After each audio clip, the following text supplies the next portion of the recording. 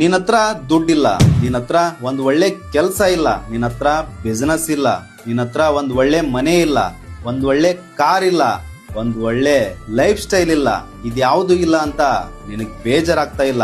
ಆದ್ರೆ ಒಂದೇ ಒಂದು ವಿಷಯ ನಿನ್ ಮನ್ಸಲ್ಲಿ ಕಾಡ್ತಾ ಇದೆ. ಆ ನೋವು ಯಾವಾಗ್ಲೂ ನಿನಗೆ ಚುಚ್ಚಿ ಚುಚ್ಚಿ ಕೊಲ್ತಾ ಇದೆ. ಈ ವಿಷಯಗಳನ್ನ ಇಟ್ಕೊಂಡು ಅವ್ರು ನಿನಗೆ ಇಯಾಳ್ಸ್ ಮಾತಾಡಿದ್ರು, ಈ ವಿಷಯಗಳನ್ನ ಇಟ್ಕೊಂಡು ಅವ್ರು ನಿನ್ ಮನ್ಸಿಗೆ ನೋವಾಗೋ ತರ ಮಾತಾಡಿದ್ರು. ಇದನ್ನೇ ಒಂದ್ ನೆಪ ಮಾಡ್ಕೊಂಡು ನಿನ್ ಯೋಗ್ಯತೆ ಬಗ್ಗೆ ಮಾತಾಡಿ ನಿನ್ನನ್ನ ಬಿಟ್ಟು ಹೋದ್ರು. ಅವ್ರು ಮಾತಾಡಿರುವಂತ ಆ ಮಾತುಗಳಿದೆ ನೋಡು, ಆ ಮಾತುಗಳನ್ನ ನೆನ್ಸ್ಕೊಂಡು ನಿನ್ ಮನ್ಸಿಗೆ ತುಂಬಾ ನೋವಾಗ್ತಾ ಇದೆ. ಒಬ್ಬ ಮನುಷ್ಯ ಆದವನು ಒಂದ್ ಒಳ್ಳೆ ಲೈಫ್ ಸ್ಟೈಲು ಇವತ್ತಿಲ್ಲ ನಾಳೆ ಬದುಕ್ತೀವಿ. ಟೈಮ್ ಒಂದೇ ತರ ಇರುತ್ತಾ? ನಾವು ಬೆಳಿತೀವಿ, ಅಲ್ಲಿವರೆಗೂ ನಮ್ ಬೆನ್ನಿಂದೆ ನಿಂತು ಬೆನ್ ತಟ್ಟಿ ಮುಂದೆ ತಳ್ಳೋರ್ ಬೇಕು. ಅದ್ ಬಿಟ್ಟು